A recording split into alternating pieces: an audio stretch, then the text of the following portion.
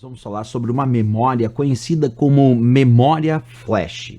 Agora atenção, quais são as características dessa memória flash? O que a gente tem que entender sobre ela para a prova? Primeira coisa, ela é uma memória que foi uma evolução natural de uma memória conhecida como EEPROM. A memória EEPROM é aquela memória ROM programável e apagável eletricamente. Só que na memória EEPROM, quem programa e apaga eletricamente é o fabricante. E no caso da memória flash, a grande diferença é que ela permite ser escrita e apagada inúmeras vezes com uso de corrente elétrica, mas pelo próprio usuário. Quer dizer, o próprio usuário realiza as operações de gravação, que é escrita, e também de leitura dos dados nos dispositivos de memória flash, usando, é claro, o seu computador, usando o seu dispositivo móvel como smartphone, tablets e assim por diante, certo? Portanto, a memória flash, ela é considerada tecnicamente uma memória de escrita e leitura, porque ela aceita a gravação dos dados e também a leitura dos dados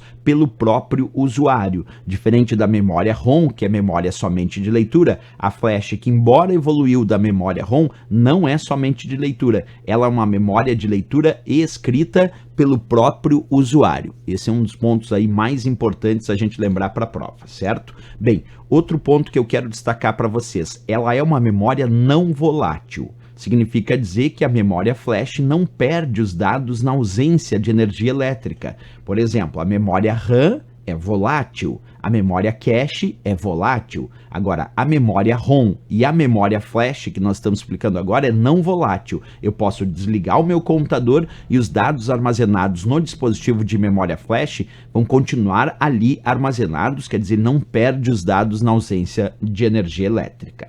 Bem, pessoal, onde nós encontramos então a memória flash? Nós podemos hoje em dia encontrar a memória flash em variados dispositivos, porque a gente encontra a memória flash no pendrive, que foi um dos dispositivos que popularizou em primeiro lugar a memória flash para o usuário doméstico, mas encontramos nos cartões de memória de câmera digital, nos smartphones, nos tablets, e é muito cobrado em prova que a memória flash também é encontrada nos dispositivos conhecidos como SSD, que são os dispositivos de estado sólido, que aos poucos estão substituindo boa parte dos discos rígidos tradicionais em computadores de uso pessoal. Então, a memória flash aparece muito aí nas provas de concurso como sendo componente de pendrive, de SSD, de smartphones, tablets e também os cartões de memória. Até eu mostro aqui, ó, esse é um SSD que utiliza memória flash para armazenar os seus dados. Ali dentro existem microchips de memória flash.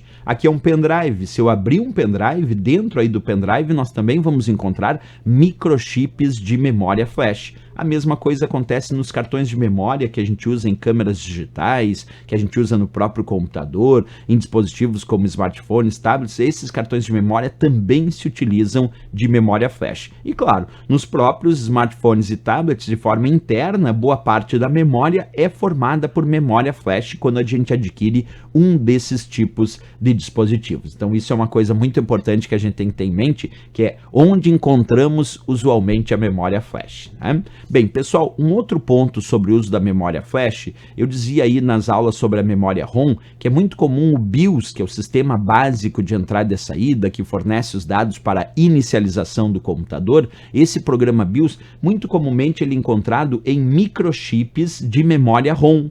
Mas hoje em dia tem muitos tipos de placa-mãe, de motherboard, onde o BIOS se encontra armazenado em um chip de memória flash e permitindo assim uma facilidade maior na atualização do BIOS, já que a memória flash ela é de leitura e escrita pelo próprio usuário. Então, se o fabricante dessa placa-mãe disponibilizou lá uma atualização do BIOS para essa placa-mãe, isso quer dizer que eu posso baixar essa atualização na forma de software, por exemplo, pela internet, fazer um download e atualizar isso dentro desse microchip chamado flash, de memória flash, mas que tem o programa chamado BIOS, isto é, o Basic Input Output System, o sistema básico de entrada e saída. Então, a grande vantagem de armazenar o software chamado BIOS em memória flash hoje em dia é facilitar a atualização desse programa BIOS, principalmente quando a gente fala de placa-mãe, de motherboard,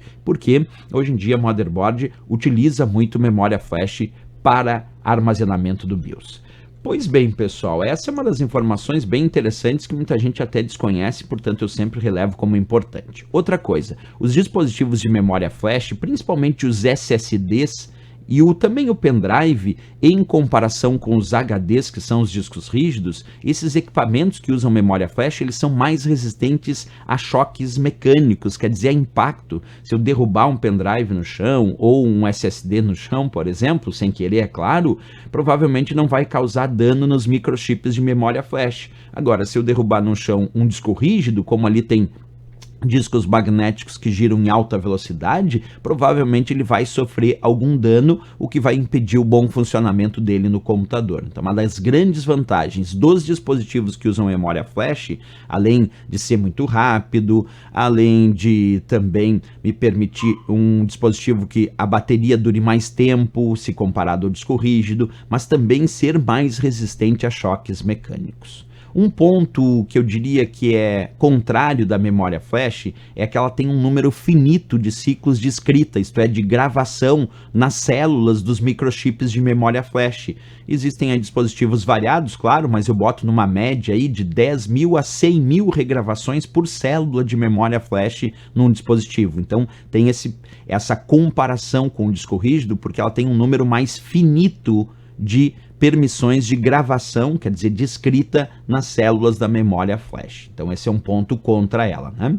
Perfeito, pessoal, vamos fazer uma questãozinha de prova sobre esse assunto, então acompanha comigo a leitura da questão que diz assim: o dispositivo de armazenamento de dados que usa memória flash é denominado CD, disco óptico, disco magnético, pendrive ou DVD? Bem, vamos separar aqui bonitinho. Como a gente acabou de falar, um bom exemplo de dispositivo que usa memória flash é o pendrive, da letra D de Dinamarca, que já é a resposta correta.